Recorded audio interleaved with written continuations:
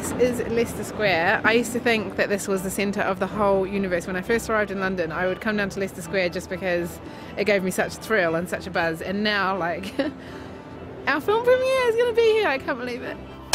And they're putting up a huge tent. It is coming together. I can't believe it. It's kind of like now it's off. It's like the horse is bolted. There's nothing we can do. It's kind of scary.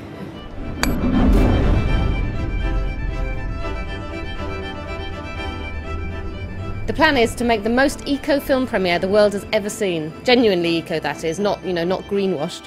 So for starters, we've got teams of volunteers out on the streets of London collecting newspapers which are going to be burned for the heating. You right? I'm afraid I've got bad news for you. Even though we have got permission to burn these logs, which is why you've collected the papers, which is why you're making the logs, yeah, they've just taken away our right. We're not now allowed to burn these. We're not using the logs? What? How can they do that? But the stoves, the smokeless stoves, the stove's fine for smokeless. Not me, don't blame me! It's not just a film premiere tonight. We're also going to be launching our Not Stupid action campaign, which aims to turn 250 million viewers of the film into active citizens and get them all focused on the crucially important Copenhagen Climate Summit, which is in December this year. And we've just heard that the Climate Change Minister for the UK, Ed Miliband, is definitely coming tonight. So we've planned a little special Copenhagen surprise for him. Oh my God. Oh my God. It's so much better than I could ever imagine. Wow, it looks fucking awesome. I mean, it looks awesome. I was really imagining kind of a marquee, you know, like army tent thing, not like space age. Oh my God. Unbelievably, we're not going to be plugged into the mains at all tonight, even for the TV lights, the cameras, the projectors, nothing. The sun is just keeps on coming out every time we open it. It's a 9,000 lumen HD projector. This is running straight off the solar setup now. We just powered it up. So these are big 2-volt cells. So there's 12 2-volt cells, which gives you a 24-volt battery bank. And these are powered directly from the solar array. We tried to persuade a famous presenter off the telly to be the host of tonight's event, but we couldn't find anybody suitable. So Lizzie and me have been volunteered. We're going to be speaking live. That's going to be filmed, and then it gets bounced up via the OB truck up to the satellites in space, and then bounced back down to 62 cinemas all around the country. In fact, Guinness Book of Records have just confirmed that it's going to be the largest simultaneous premiere in history, which means that we've got 16,000 tickets to sell. We were struggling at the beginning, but it's really been picking up. Quite a few of the cinemas have sold out, and I think we're over the 50% mark, and we've got today to go. 4 stars in the News of the World, which says that The Age of Stupid will come as a deeply inconvenient kick up the backside. It doesn't patronise, there are no Michael Moore-style cheap plays for emotion, and no Al Gore finger-wagging dullness. It's easy to be flippant about climate change, but the threats have never before been spelt out as clearly and convincingly as they are here. You won't see a more important film this year, The News of the World. But now we've got to go and talk to somebody much more serious, which is the BBC World Service, who've brought this funny little van to talk to us. Check out my van. Yeah, hi studio, I guess it's in the car now. What this is about is that our actions now are going to kill hundreds of millions of people. That's what it comes down to, and so it's about the moral, the moral issues of that. And how did a woman with only one documentary film under her belt, no film training, manage to persuade Pete Postlethwaite, a famous actor, award-winning actor, to be in her film? Just did the 12 o'clock news, jumped on the back of a motorbike, which is more environmentally sound than a taxi, but more importantly quicker. Tell me about that first day and how you got sucked into this project. I turned up and Franny, the director, Franny Armstrong, said that we haven't got much money, but we've got a little caravan for you to change into and get made up. So I said, hang on, it's a voiceover, you don't need all that. He said, no, it's not, you're on camera. As it says in the film, we've got about 7 years left to stabilise global emissions. At the moment, our emissions are going up and up and up. All the Kyoto Treaty, all the talk has achieved nothing. Obviously, we couldn't just buy a green carpet for our event. That would be far too easy and not at all eco, so it had to be recycled or reused in some way. which proved to be pretty tricky, but just at the last minute, literally yesterday, a guy called Astro Man came out of the woodwork and has lent us a great big chunk of AstroTurf. We also found a good solution for the newspapers that we weren't allowed to burn.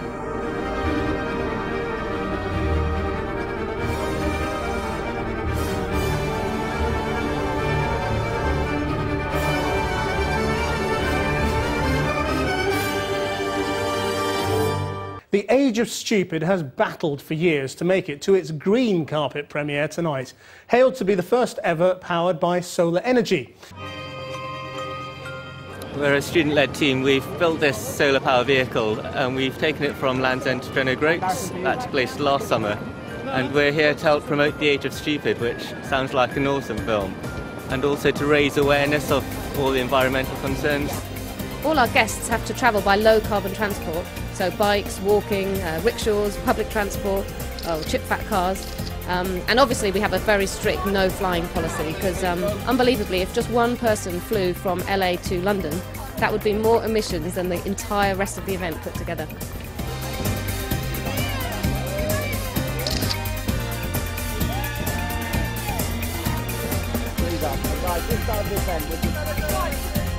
It's very difficult to get across a serious message in an entertaining way, and Franny has completely cracked that. And having Pete Postlethwaite, who looks like, you know, he's lived through the greatest tragedy of the human race, you know, it's great. I think it is a slow process. 10 years ago I was flying all around the world doing film after film. No idea about my carbon footprint. I didn't even think about it. I'm swanning from Heathrow to Tokyo to LA to whatever. It's just extraordinary. Now I think very seriously. I've been conditioned to love all the things in this world that are wrong. Then the real thing, then the real thing comes along. So I know the cinema here in Leicester Square is being powered by solar energy, yeah, but once it goes on general release, it's going to be in conventional cinemas. Hopefully. Doesn't that mean Greek electricals are pretty patchy? Yeah, we saw some people's ideas about capitalism as well. They're pretty patchy too. I think trying to pick holes in what we're trying to do in terms of green credentials is a nonsense. We had a team of dedicated eco-auditors checking absolutely every part of the event and driving, it has to be said, driving the event managers mad. More than 1,000 people have worked on just getting this premiere together tonight. And, you know, this is our generation's moment, isn't it? The moment that's going to define how we are remembered in history. And personally, I feel we are going to get our act together in Copenhagen and we're going to prove that we are not stupid.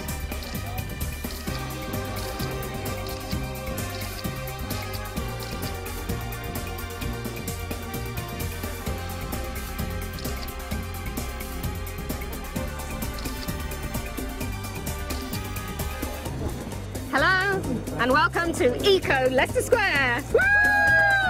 We started making an eco-independent documentary about climate change about 4 years ago, and somehow tonight we're having our premiere in the middle of Leicester Square. Not just in Leicester Square, but simultaneously, we hope you're all watching, in 65 cinemas all around the country, including the Eden Project. We're here to see The Age of Stupid.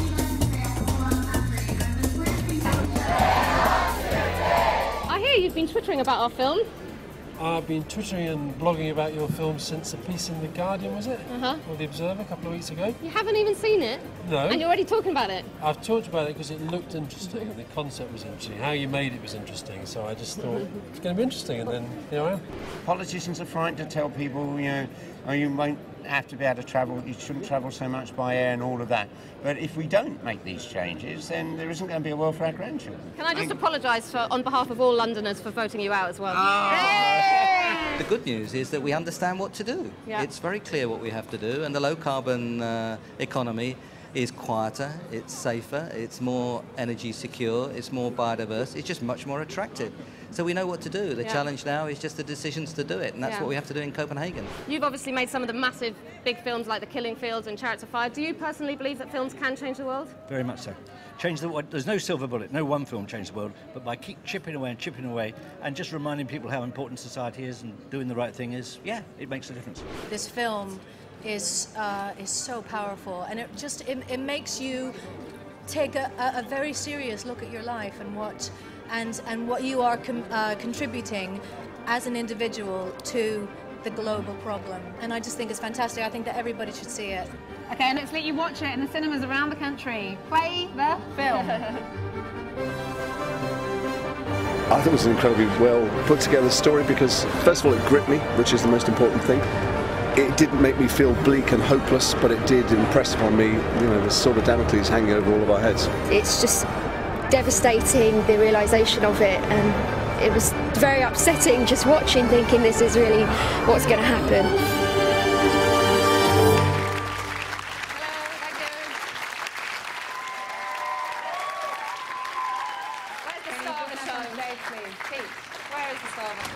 So you've made lots of films. Obviously, all of the others have been a lot bigger budget than this one. But how would this one compare to your other films, do you think? This one is one that had to be done, really. One that had to be said, had to be faced, and had to be fronted. And I'm very proud and honoured to be part of it, in a way. First question is for Piers, Guy, the wind farm developer in the film. It's from David, from Braehead. There were people in Braehead. Excellent. Okay, and Piers, the question is, what happened to your wind farm and did it go through? We're starting it again. We're giving it another try. But we did get another wind farm through last week. Oh, yeah? 17-3 in favour of the planning committee. How are we doing in terms of global emissions so far? Going well? It's not going brilliantly. We're just above the worst case scenario in terms of emissions, so the scorecard is significantly negative, you could say. But it's not all bad news because we're going to make a very, very exciting announcement via a video link from the Maldives. Hello, my name is Mohammed Nasheed and I am the President of the Maldives. Today, I can announce to you and the world that the Maldives will be the first carbon neutral country in the world. We hope to be, and we have planned to become carbon neutral in the next 10 years, and we feel that we can achieve it.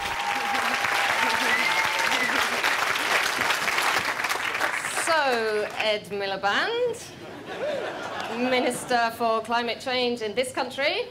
Maldives is an undeveloped, poor nation. They're going carbon neutral in 10 years. When is the UK going carbon neutral? Let me start by saying that it was an incredibly moving and brilliant film and to congratulate you. And I want as many people as possible to see this, to know about the effects of climate change. In terms of your question, we've said we're going to cut emissions by 80% by 2050. Which is, as I'm sure you all know, a fantastic piece of legislation. And frankly, we gave the Maldives a round of applause. Our government also deserves a round of applause for the Climate Change Act, 80% cut by 2050. The best in the world. Well done. But that is the talk and that is the promises. And that is 2050, and that's a very long time.